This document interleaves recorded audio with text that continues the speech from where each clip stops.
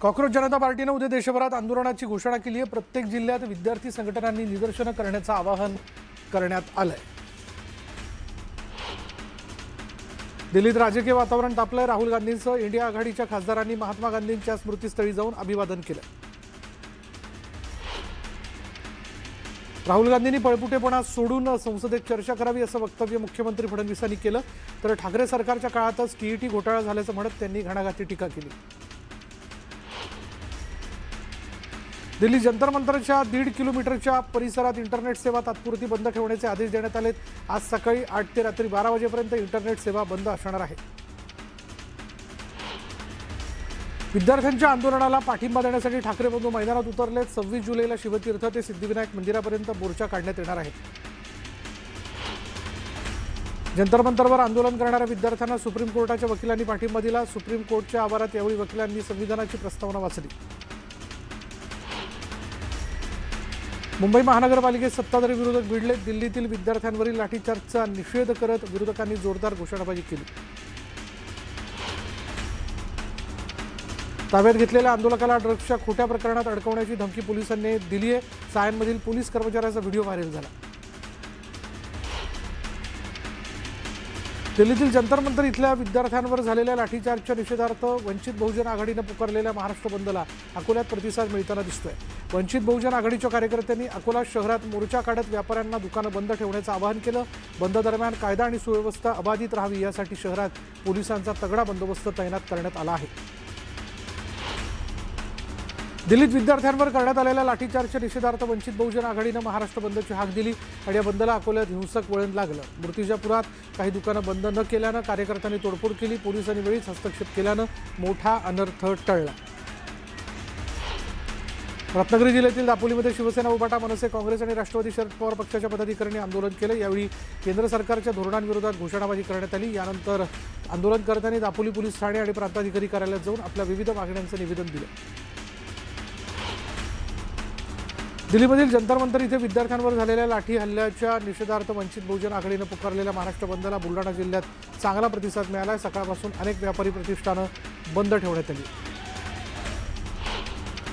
दिल्लीमधील विद्यार्थी आंदोलनादरम्यान झालेल्या लाठीचार्जच्या निषेधार्थ चंद्रपुरात आंदोलन करण्यात आलं। तेलंगणा महाराष्ट्र राष्ट्रीय महामार्गावरील बायपास रोडवर आंदोलकांनी चक्काजाम केला।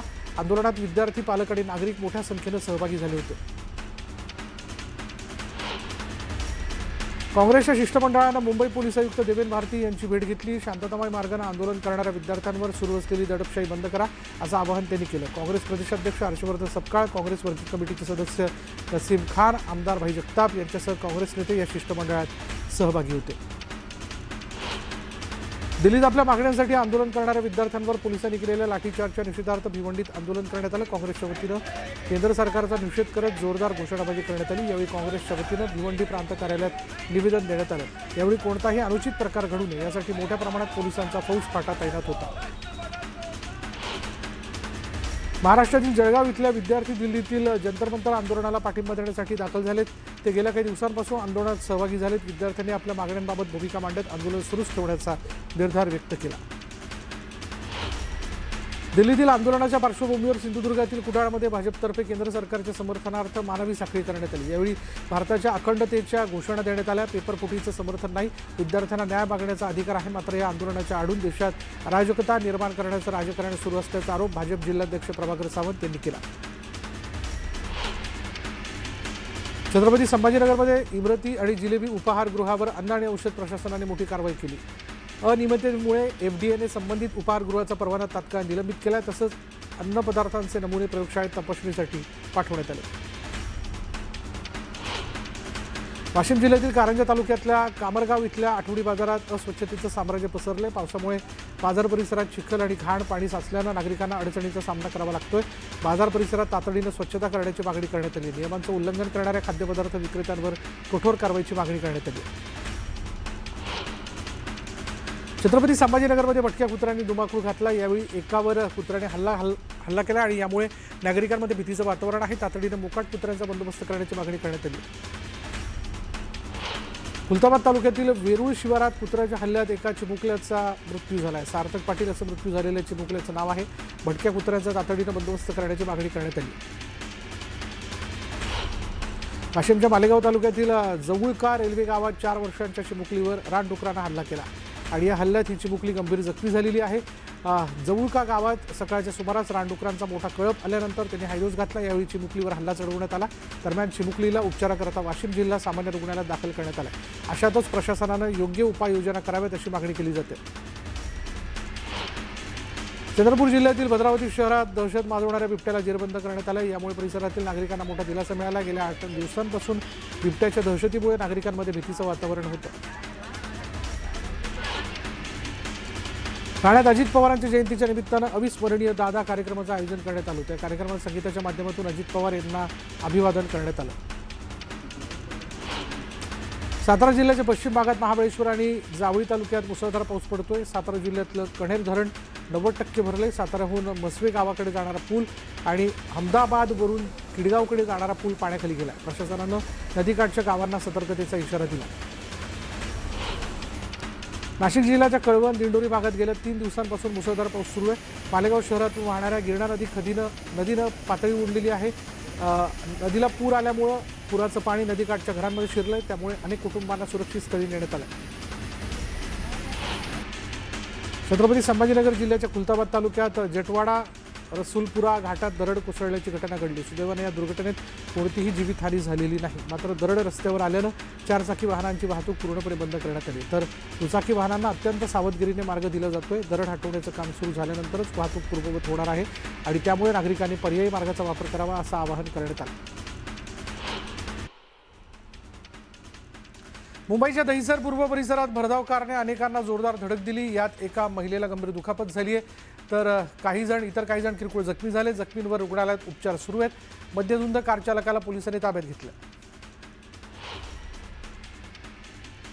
सातारा जिल्ह्यातील पश्चिम घाट परिसरात मुसळधार पावसाची संततधार सुरूच असून कोयना धरणातील पाणीसाठा 68 TMCवर पोहोचलाय. सततच्या पावसामुळे पाटण तालुक्याला मोठा फटका बसला असून जनजीवन विस्कळीत झालंय. तर कराडमध्ये कोयना आणि कृष्णा नदीच्या वाढलेल्या पाणी पातळीमुळे वीर मारुती मंदिराला पाण्याचा वेढा पडला.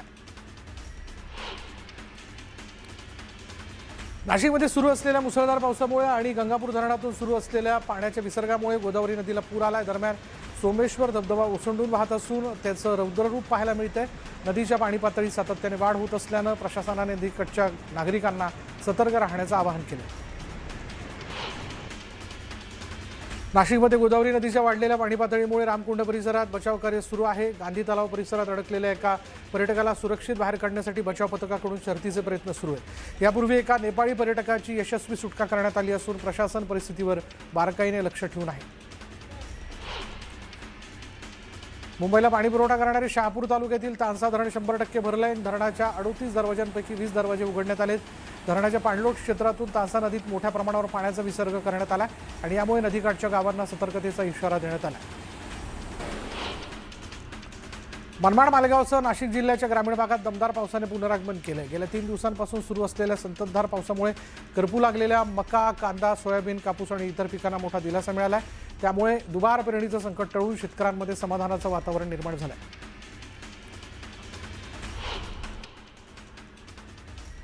ठाणे जिल्ह्यातील मुरबाड तालुक्यात चिखले गावाजवळील काळू नदीवरील पूल पाण्याखाली गेला आणि यामुळे अनेक गावांचा संपर्क तुटला. या मार्गाचा वापर करणारे विद्यार्थी, नोकरदार आणि ग्रामस्थ मोठ्या अडचणीत सापडलेत. ग्रामस्थांच्या म्हणण्यानुसार हा पूल अनेक वर्षांपासून पुराच्या पाण्याखाली जात असून उंची वाढवून नवीन पूल उभारण्याची मागणी सातत्यानं केली जाते. पालघर जिल्ह्यात मुसळधार पावसामुळे जनजीवन विस्कळीत झालं. विक्रमगड तालुक्यातील पाचमाड इथं रस्ता पाण्याखाली गेल्यानं मनोर विक्रमगड नाशिक मार्गावरील वाहतूक ठप्प झाली आहे. प्रशासनाने नागरिकांना अत्यावश्यक कामाशिवाय प्रवास टाळण्याचं आवाहन केलं. भिवंडी शहर आणि ग्रामीण भागात गेल्या 24 तासांपासून संततधार पाऊस सुरू आहे आणि यामुळे कामवारी नदी दुथडी भरून वाहू लागली आहे. नदीच्या पाणी पातळीत वाढ झाल्यानं भिवंडी महानगरपालिकेने खाडी किनारी असणाऱ्या नागरिकांना सतर्कतेचा इशारा दिला. नदीपात्रात जाण्यास मनाई करण्यात आली आहे. पावसाचा जोर कायम राहिल्यास सखल आणि खाडी किनारी असणाऱ्या भागात पाणी भरण्याची शक्यता प्रशासनाने वर्तवली आहे.